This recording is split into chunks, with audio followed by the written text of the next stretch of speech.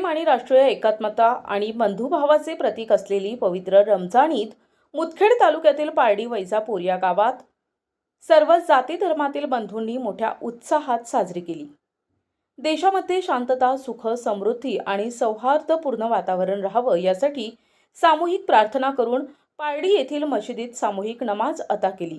यावेळी बाळासाहेब देशमुख यांनी राष्ट्रीय एकात्मता जपण्याची गरज असल्याचं सांगितलं आणि पारडी गावात सर्व मुस्लिम बांधवांनी एकत्र येऊन सर्व धर्मातील नागरिकांसाठी मशिदीमध्ये शिरकुर्म्याचे आयोजन करण्यात आले होते। या कार्यक्रमातून सर्व धर्म समभाव असल्याचं दिसून येत होतं।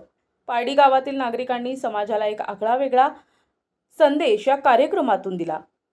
तर यावेळी बाळासाहेब देशमुख बारडकर, भाजपा मुदखेड तालुका प्रभारी दिगंबर टिपरसे, भगवान पुयड, सहाय्यक पोलीस निरीक्षक संतोष केदासे, पोलीस स्टेशन बारड आणि गावातील प्रतिष्ठित नागरिक आणि सर्व जाती धर्मातील नागरिक उपस्थित होते। हा कार्यक्रम यशस्वीतेसाठी पारडी गावातील सर्व मुस्लिम बांधवांनी परिश्रम घेतले। सर्व मुस्लिम बांधवांना खूप खूप शुभेच्छा।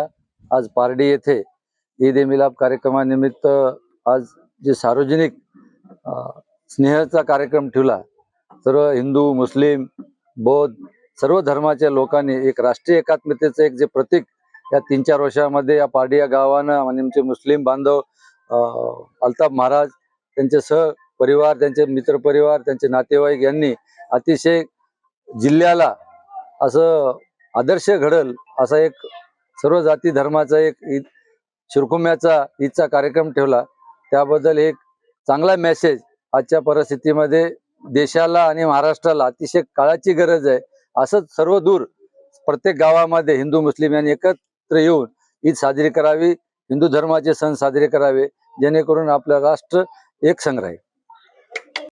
बारड हद्दीतील वैजापूर पारडी या गावामध्ये आज रमजान ईद सणानिमित्त सर्व हिंदू बांधव, मुस्लिम बांधव इथं सामाजिक एकोपा राखण्यासाठी एकत्रितरित्या रमजान ईद साजरी करत आहेत।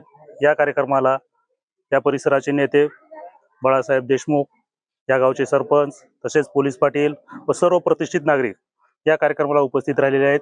आम्ही सर्वांना मनापासून मुस्लिम बांधवांना रमजान ईदच्या शुभेच्छा दिलेल्या आहेत। या गावामध्ये जवळपास 2,500 ते 3,000 लोकसंख्या आहे।